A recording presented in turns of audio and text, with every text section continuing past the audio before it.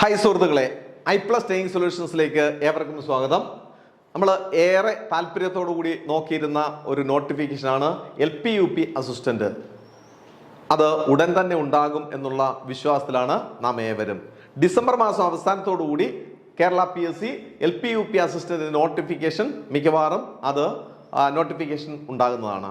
അതല്ല എങ്കിൽ മിക്കവാറും അല്ലെങ്കിൽ അടുത്ത മാസം ആദ്യം. അപ്പോൾ ഇതാണ് നമ്മൾ പ്രതീക്ഷിതമായിട്ടുള്ള സമയം. കുറേയധികം വിദ്യാർത്ഥികൾ ഈ LP-UP അസിസ്റ്റന്റിന് വേണ്ടി നന്നായി പരിശ്രമിച്ച് പഠിച്ചുകൊണ്ടിരിക്കുകയാണ്. തീർച്ചയായിട്ടും അവർക്ക് നല്ല റിസൾട്ട് ഉണ്ടാവും എന്നുള്ളതിൽ യാതൊരു സംശയവുമില്ല. ഏറെ അധികം വിദ്യാർത്ഥികൾക്ക് അല്ലെങ്കിൽ അപേക്ഷകർക്ക് ജോലി സാധ്യതയുള്ള ഒരു നോട്ടിഫിക്കേഷൻ ആയിരിക്കും ഈ LP-UP അസിസ്റ്റന്റ്. നമുക്കറിയാം, ഹൈസ്കൂളിലാണെങ്കിൽ അത് ഓരോ കാറ്റഗറി വിഷയാടിസ്ഥാനത്തിലാക്കി പോകുന്നത് അല്ലേ. ഇവിടെയാണെങ്കിൽ DLED അഥവാ BEd ഒക്കെ ചേർന്ന കുട്ടികൾക്ക് UP അസിസ്റ്റൻ്റായിട്ട് അവിടെ എക്സാമിനേഷൻ എഴുതാവുന്നുള്ള ഒരു അഡ്വാൻറ്റേജ് അവിടെയുണ്ട്. മാത്രമല്ല എല്ലാ ജില്ലകളിലേക്കും നോട്ടിഫിക്കേഷൻ ഉണ്ടാകും. മാത്രമല്ല അവിടെ ഒഴിവുകളുടെ എണ്ണം കമ്പാരിറ്റീവ്ലി വളരെ കൂടുതലായിരിക്കും.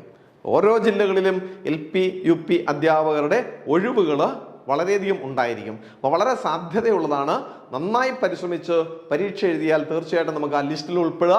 അങ്ങനെ ഒരു സർക്കാർ ജോലി നമുക്ക് എത്രയും വേഗം നമുക്ക് ലഭിക്കുവാനായിട്ടുള്ള ഒരു ചാൻസാണ്. ഈ ചാൻസ് നിങ്ങൾ പരമാവധി യൂട്ടിലൈസ് ചെയ്യുക.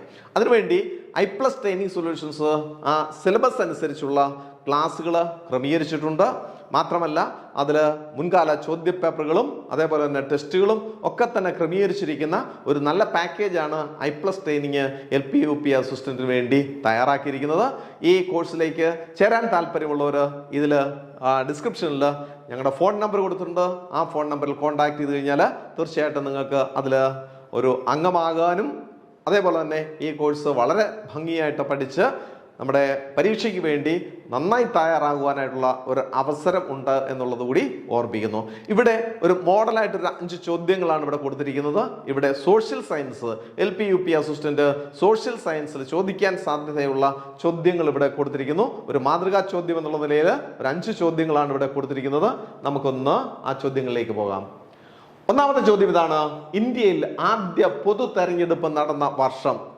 ഇന്ത്യയിൽ സ്വാതന്ത്ര്യം കിട്ടി, നമുക്കറിയാം 1947 സ്വാതന്ത്ര്യം കിട്ടിയെങ്കിലും അന്നൊന്നും പൊതു തെരഞ്ഞെടുപ്പ് നടന്നില്ല അല്ലേ.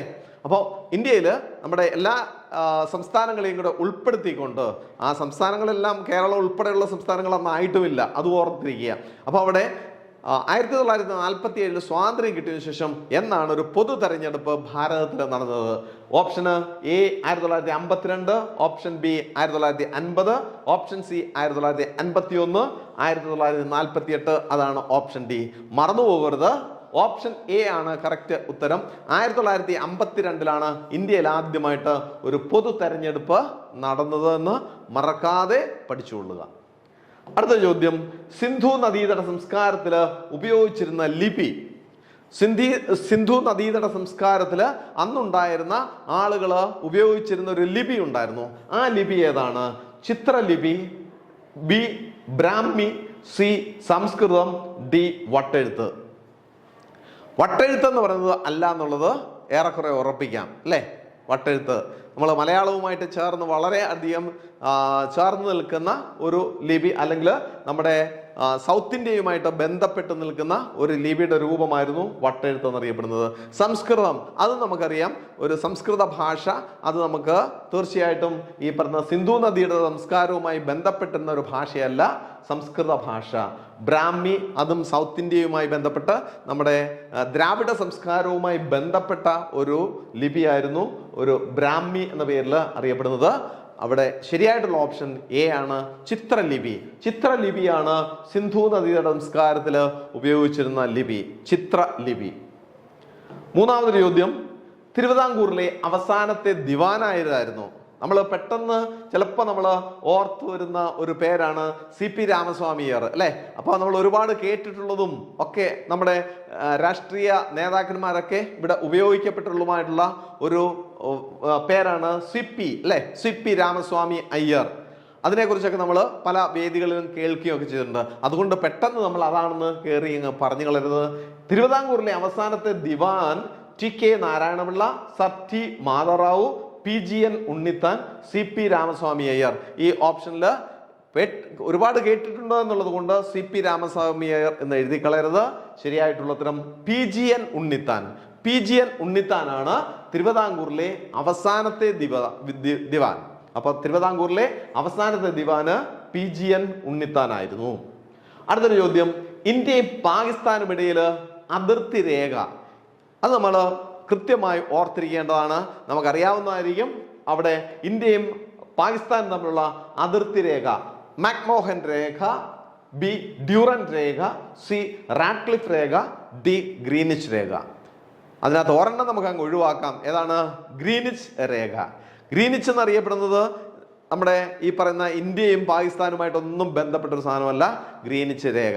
ഗ്രീനിച്ച് എന്നറിയപ്പെടുന്ന ആ സ്ഥലത്തൂടെ കടന്നു പോകുന്ന ഒരു രേഖയാണ്. അത് നമ്മൾ അക്ഷാംശം, രേഖാംശം അതുമായി ബന്ധപ്പെട്ടതും നമ്മുടെ ടൈമുമായിട്ട് അല്ലെ സമയവുമായിട്ടൊക്കെ ബന്ധപ്പെട്ടത് തന്നെയാണ് നമ്മൾ ഗ്രീനിച്ച് രേഖ. അപ്പോൾ ഒഴിവാക്കാനാക്കുന്ന ഒരെണ്ണമാണ്. പിന്നീട് മക്മോഹൻ രേഖ. മക്മോഹൻ രേഖ എന്ന് പറയുന്നത് ഏതാണ്? ഇന്ത്യയും ചൈനയും തമ്മിലുള്ള അതിർത്തിയാണ് മക്മോഹൻ രേഖ എന്ന പേരിൽ അറിയപ്പെടുന്നത്. ഇന്ത്യ ചൈന അതിർത്തിയാണ് മക്മോഹൻ രേഖ. അപ്പൊ അത് അല്ല.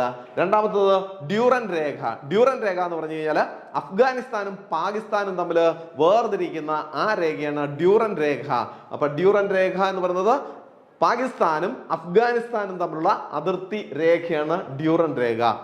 ഇന്ത്യയും പാകിസ്ഥാനും തമ്മിൽ അതിർത്തി പങ്കിടുന്ന ആ രേഖയ്ക്ക് പറയുന്ന പേരാണ് റാഡ്ക്ലിഫ് രേഖ എന്ന പേരിലാണ് അറിയപ്പെടുക. ഓർത്തിരിക്കുക, റാഡ്ക്ലിഫ് രേഖയാണ് ഇന്ത്യയും പാകിസ്ഥാനും തമ്മിൽ അതിർത്തി രേഖ.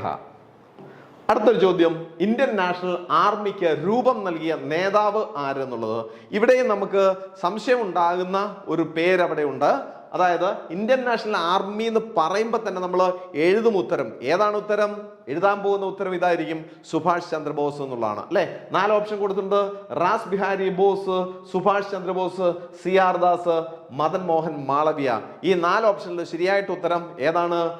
റാസ് ബിഹാരി ബോസ് ആണ്, സുഭാഷ് ചന്ദ്രബോസ് അല്ലെന്ന് ഓർത്തിരിക്കുക. ഇന്ത്യൻ നാഷണൽ ആർമി വളരെ പ്രധാനപ്പെട്ട ഒരു പോസ്റ്റിലാണ് സുഭാഷ് ചന്ദ്രബോസ് ഇരുന്നത്.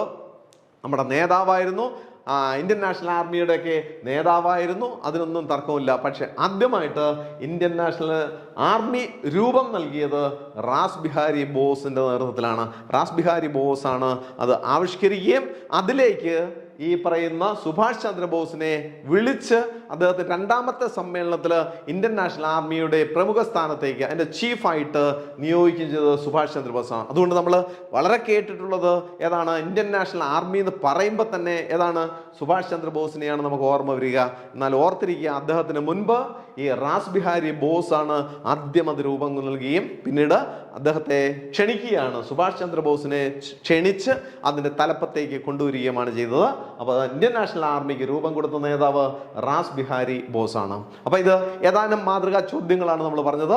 ഇത്തരത്തിലുള്ള ചോദ്യങ്ങളുടെ വിശകലനവും അതേപോലെ തന്നെ വളരെ വിശദമായിട്ടുള്ള നോട്ടുകളും ഒക്കെയാണ് നമ്മുടെ I+ ട്രെയിനിങ് സൊല്യൂഷൻസിൽ ഒരുക്കിയിരിക്കുന്നത്. LP UP അസിസ്റ്റന്റ് ആ ഒരു സർക്കാർ ജോലിയിലേക്ക് എത്തുവാൻ ആഗ്രഹിക്കുന്നവർക്ക്, ഇനിയും ഇത്തരം കോഴ്സുകളിലേക്ക് ചേരാത്ത അങ്ങനെയുള്ള അധ്യാപക വിദ്യാർത്ഥികൾക്കൊക്കെ ഈ കോഴ്സിലേക്ക് ചേരാം.